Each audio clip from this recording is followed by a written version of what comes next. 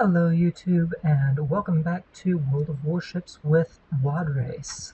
Today I am running a battle in the Tier 6 British battleship, the Queen Elizabeth, and I am running her with Main Armaments Mod 1, Damage Control Mod 1, Main Battery Mod 2, and Steering Gears Mod 2. I am also running her with a 14 skill captain, who has Preventative Maintenance, Adrenaline Rush, Advanced Firing Training, Basic Firing Training, and Concealment Expert. The battle I am showing you today takes place on the Two Brothers map, and don't worry, it's nothing crazy like charging down the center. I've only been able to find that to work for me in a handful of select destroyers, but other than that, this is a fairly sedate match, and it gives me a chance to talk to you all about what's been going on with me for a little while. When I posted my Operation Hermes video a couple of weeks back, I said that I was probably going to be posting videos a little bit more frequently, and that is one thing that you probably have noticed I haven't done. Well, I guess I'll start at the beginning. A few weeks ago, on June 6th, I injured myself at work. I was loading a truck, I work for a grocery delivery service, and as I was moving the loading plate, I fell into the void between the truck and the loading bay itself. The resulting accident, I ended up chipping my bone. I was on crutches for a week, and now I am simply stuck in the Frankenstein boot for 2 weeks. Fortunately, I did not end up breaking the bone or causing any serious damage beyond the bone chip, but it did inadvertently land me with more free time than I usually would have wanted. My hours have been cut back a little bit at work because of this, and well, I've still been trying to work, albeit in limited capacity. Where I was expecting to be able to do more YouTube videos, I have instead been focusing on reading a couple of books that I have been putting off for a little while, but also I have just been enjoying playing World of Warships, grinding out a couple of the tech trees that I've otherwise been neglecting. And this battle that I'm showing is actually one of those grind runs.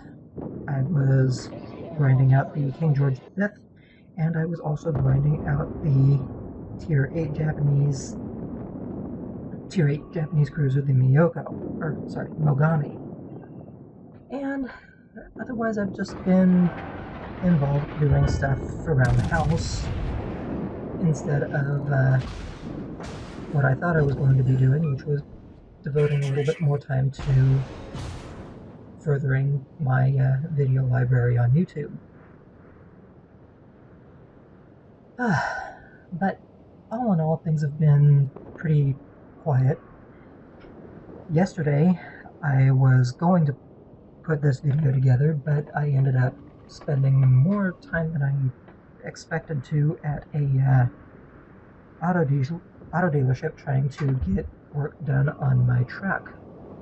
I was getting new tires, and well, that kind of landed me into a little bit of a tight spot, because I found out through all of this that, one, I had yet to actually replace the insurance card in my vehicle, which has now been replaced.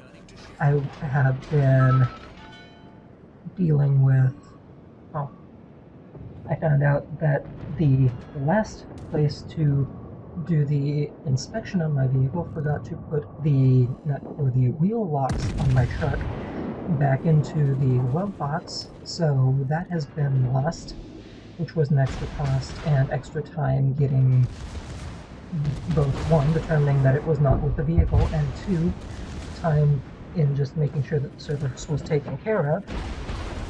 And just a bunch of other things, up to and including the fact that the auto dealership that I had been set up with was not necessarily well, but they weren't necessarily equipped to handle a vehicle quite so large as mine, which required them tracking down special equipment and just a whole bunch of other smaller issues that ended up with me sitting there for the better part of 6 hours. Now, I will admit that a good chunk of this is my own fault, because I am the one who set up the appointment with them for these tires to be mounted and so on and so forth, and I should have taken into consideration that they are, in fact, a Volkswagen dealership and not designed to handle a Toyota Tacoma. But, all being said and done, it did end up getting done after a little bit more time than I ever really intended or expected to invest in the process. But all things being said, now that things are starting to look up, I am hoping to get back into the swing of actually doing my videos within a timely fashion. And while I have a little bit of a chance, maybe even get a couple more out than normal. Again, possibly, but I can't guarantee anything beyond 1 or 2 a week, if even that. But I will do what I can.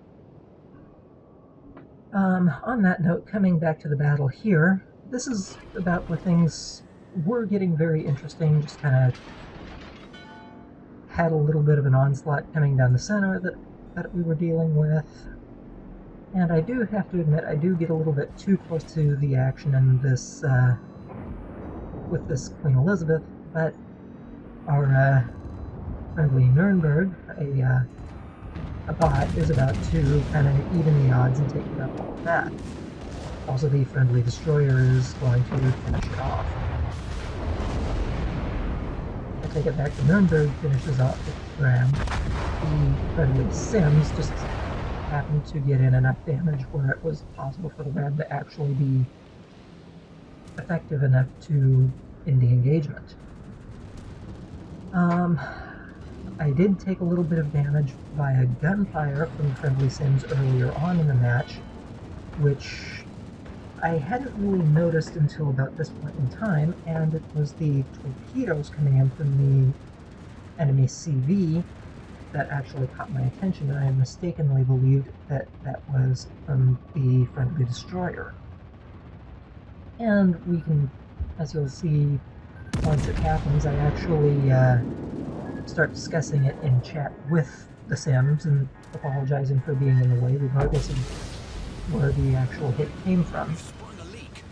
And just trying to get my attention over the enemy Gneisenau so that our friendly Gneisenau doesn't take too much heat and end up dying because of it.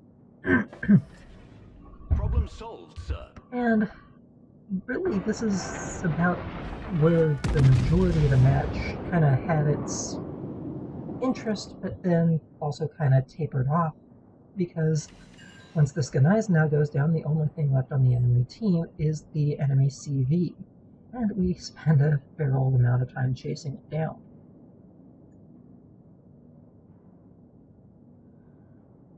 Oh. Anyway, getting back to everything, my last few weeks have been, needless to say, a little bit more interesting than I would ever truly hope. Certainly more so than I would ever actually wish on anybody in real life.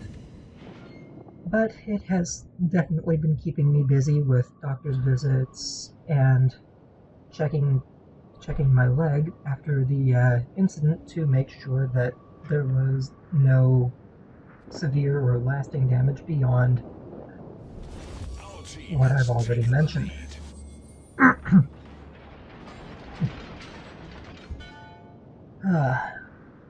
And it does give me a little bit of an opportunity here to talk about myself a little bit, in that, given that all of this has been going on, and that for the first week of my injury I was relegated to crutches and not really given the option of moving around too much, which that in and of itself is, at least to me, problematic, because I am a very, very active individual. It is kind of hard to keep me down unless I am sitting and reading a book or playing a game. I really can't sit in one place for too long. I have a lot of pent-up energy, And so when I find myself with a lot of unused free time, I tend to go a little bit bonkers. Now, again, I could have used that for working on the YouTube videos as I had originally hoped on doing, but again, things around the house, things in life just kind of had plans.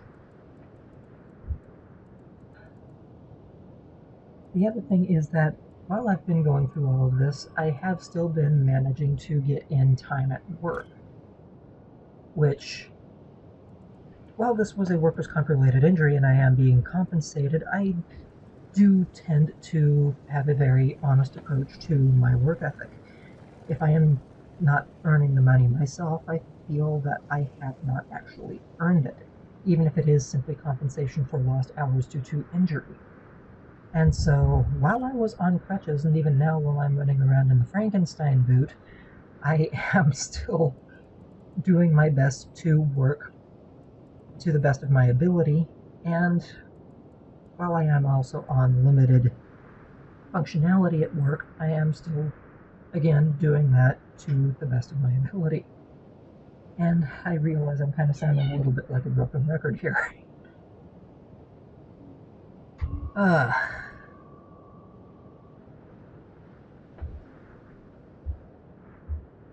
Life.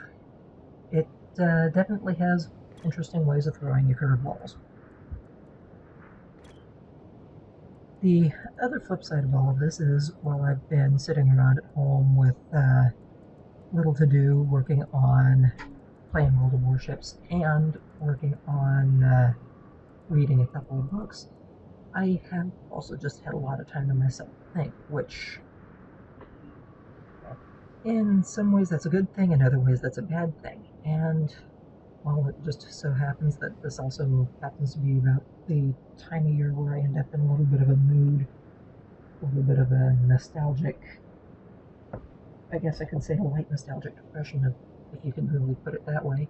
And having a lot of time to myself to think really just doesn't help matters much at all.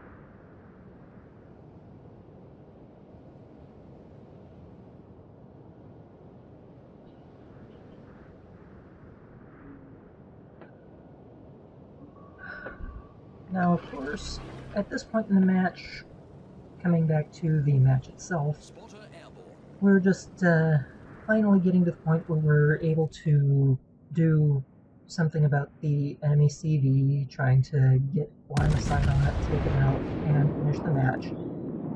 And one of the things you'll notice is that I have my spotter plane up. And I've only got about a minute, 1.25 minutes left before it actually returns to the ship and decreases my firing range. Which, given that the Ryujo is sitting at about 18 kilometers, puts her right on the extreme limits of my actual firing range.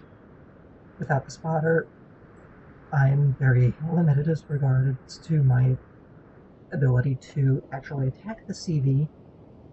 And the other thing about the Ryujo is that it is actually a faster ship than I am in the Queen Elizabeth, which means I really only have a couple of chances to shoot at it before it just gets out of my range, and the friendly Gneisenau is the only one who can really do anything about it, other than the friendly CV.